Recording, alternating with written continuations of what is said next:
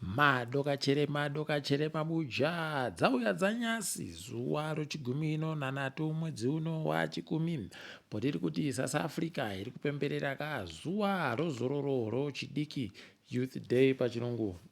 Zvavo vabedu vangu vano holiday ipapa munhau dzanyasi Matinyarare wakomana ari kuramba achipa mavhidhiyo Mhanduwe achiburika, asi ipapa pazoratidza kuti aiwa anga ari kuziva kuti ari kupuwa mari chaiyo tsvinu zviuru 200 kazvo mari yekuAmerica pokare nomwotika yoLand Cruiser 300 iya.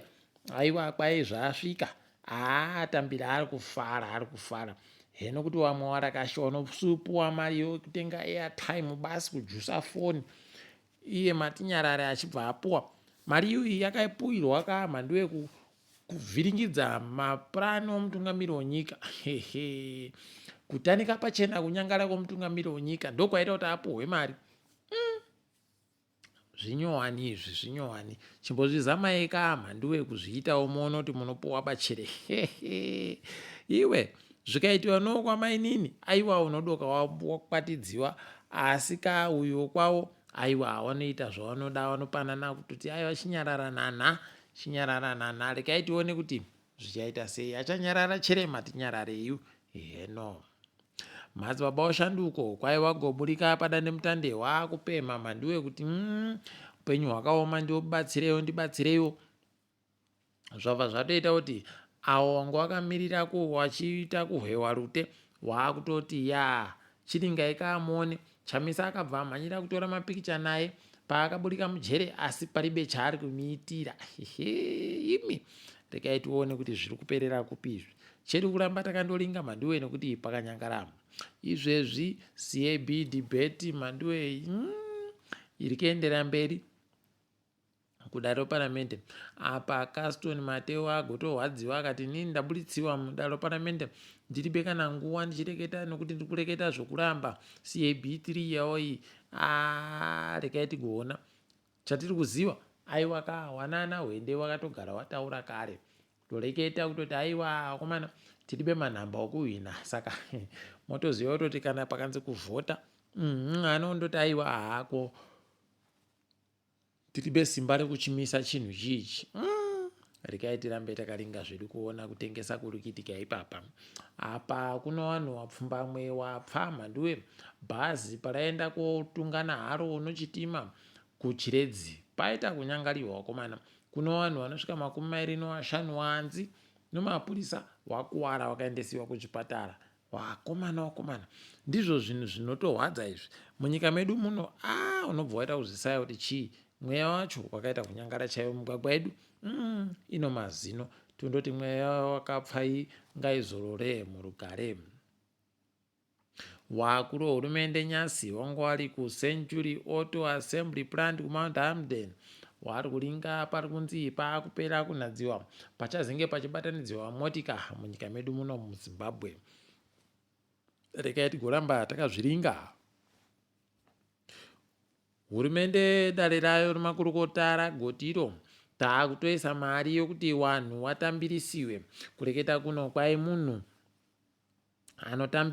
anosenza mumba akufanira kutambira mari isiri pasi pomadhora 20 aribe mabasa anozikana zvakaita kunge wanosenza kunobatsirwa zvinhu, kunochengetiwa zvinhu kunana Spa DC wanenge wari kutambira madhora 240 pokare wanobika kwai madhora 20 varume. Wanochengeta wapwere 100 waripo wanochengeta hwara wanochembere kwanomba pepa Red Cross aye kwai madhora 110 wakomanaka pakaita kunyangariwa. Idipo munyika medu tinoita zvinhu zvisvinu ipapa pana anenge akatoteya kutoti munhu auya kuti asenze ndinondomututira mazi kubasa achiita zvaanoita kuti wanhadzirise nyaya yekuti mabasa acho nguva dzokusenza munhu apuwo nguva achinyoresiwawo kunasa achiitiwawo kuti apuwe mari kana azokura achembera asingachakoni kuita basa iro.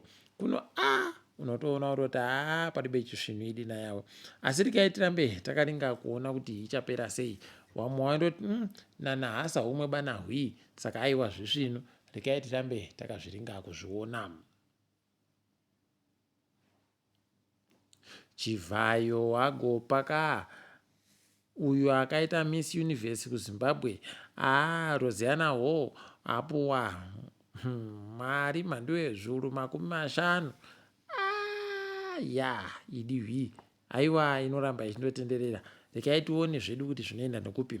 Kuzeki kwai kwavhuriwa hofisi itsva kunzvimbo yokezi iri kudunhu roMatobo. Rekai tigoona kuti vanenge vachiita sei peno vano zvimwe zvavada kuita ikweyo. Tinoramba takandoringa. Tiri kufara kuti mbedu Dr. Stanley Mpofu kwai aisiwa mudare rekutonga kusaika iri sangano reyo machartered accountant kuSouth Africa kuku. Toramba tichirovera manja wari kuita tusvinu kwedu. Kuno ipapa wakuru hurumende wagota wakomana mari yokunze kwenyika hwendo huno kusvika pamwedzi watabvayo aiwa taita mabhirioni masere chaiwo kutowanda kupfuura mabhirioni 6 ogore rapfuura. Aiwa tikati makorokotoka ndozvizvinu zvamunenge mari kuita zvizvi. Iro bhangi ronyika rikati aiwa izvezvizvi taakuderedza mari yokubereka nayo iya patinokupai zvikwereti kwai kuti isvike pazvikamu 30 bvamuzana pagore nepagore. Varume tinoenda kupondana tega hedu. Rekai tione kuti zvinopera sei. Dzomutambo tiri kufara kunyepa ipapa kutoti wakomana wanotamba mutambo woragibhi wari kutamba nechikwata cheSouth Africa ipapa watobuditsiwa kuti mbanana wanenge wachitamba pari kupera svondo rekai tione ndowashwira makorokoto akanaka. Toringa dziri kuitika pasi rese. Julius Marema ngano mureketo wacheo chidiki nyasi aita kuita kuwatanika chaiko kuwapushunura Mhanduwe. Ivo wanoita basa rechisarura ganda wanoita basa rekudzinga wabiyawo muAfrica. Rekai tione kuti zvinoperera kupi. Apa hurumende yeMalawi iri kutokumbira wakomana kuti batsire kwai tino vanhu vanosvika zviuru 10 wariko kuSouth Africa. Dai maita kuti wakone kubenhuka matibatsirawo nomari mabhazi zvese kuti tiende kowatakura wachibenhuka kunyika yavo. Kunyanya wari kunana Durban kuku kwai wachazvidaba nokuti pakaita kunyangariwa chaiko. Rekai tione kuti zvichatora nguva yakadini. Heno peno wakakumbira kana ana bushirika wanogona kundowakushira zvikaita zvisvinu. Chedu kuringa tinoramba tichifira kuti pareke kugoita kana mubodzi anopfa ipapo. Apa izvezvi wamwe wakutodanidzira kuti wakomana hurumende yemuSouth Africa iri kuzviitisa fani kwai iri kubaita basa rekufuridzira vanhu vayo vachiita tusikinya tukono. Kuno rekai tione kuti tinokona bachere kuendesa kumatarotsi mhosva kuti ibhadhare vanhu wokunze kwenyika nokuti iri kutadza kuwachengetedza kodzero dzavo. Pakanyangarapo. Chedu kuringa Mhanduwe nokuti pano nyaya chaiyo. Eswatini iri kutotiwo vanhu vayo wari kupinda kana kupfuura South Africa. Wakomana gongwarirai asi anenge andowana chamomboya. Aiwa ngatinyepe kwai kutinyepa chero nguva chero pakati pousiku chero nguva unondotinyepa kuti wakomana ndabatiwa ndaitiwa so kuti watauya kukubatsira kuti ubenhuke kunyika kwako zvisvinu zvakanaka. Tikati aiwa mambo ari kuziva vanhu vache. Rekai tione zvedu kuti zvinoenda nekupi. Ipapa nyika yeSouth Korea yafadza dunhu dzasi kuAfrica ichireketa kuti kwai kuZambia wadavisa gwenya rinobika mamirioni mawati 500 magetsi ozuwa.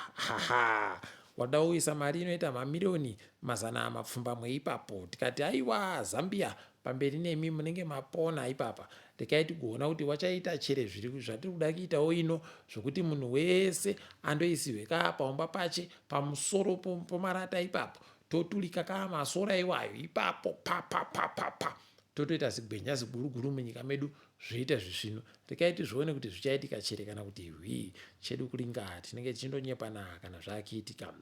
Ghana izvezvi kwai yakutoenda kudarotsi mhosva Mhanduwe kuti imanikidze hurumende yeCanada kuti ipe Thomas Partey bepa rokuti apinde imo munyika yeGhana yacho. Rekai tizvione kuti wachazvikona chere kana kuti zvinenge zviperera kupi. Tinoramba takandoringa izvezvi kureketa kuno nyika yosenegali yahwadziwa fani nokuti wazojiwa kujiwa chaiko chaiko nofrance notutatu kukabodzi. Tikati wakomana watadza kugoedzawo mukana wangu ainayo kuti wagoedze. Tikaitione zvedu kuti zvinopera kupi apa bayanda walaza aiwa kwaindiya aita kulaza wanhu mukumhanya komumhanyo mamita 100. Tikati makorokoto mufana ari kuita atu svinu aiwa anokona anenge anoseza fani. Tinoramba takaringa zvedu kwazvinenge zvichienda kuti nokupi. Tikaiti kuona kwazvinenge zvichiperera asika kwanyasi uno tagumira pano. Ndini wenyu Mhanduwe Wenhau.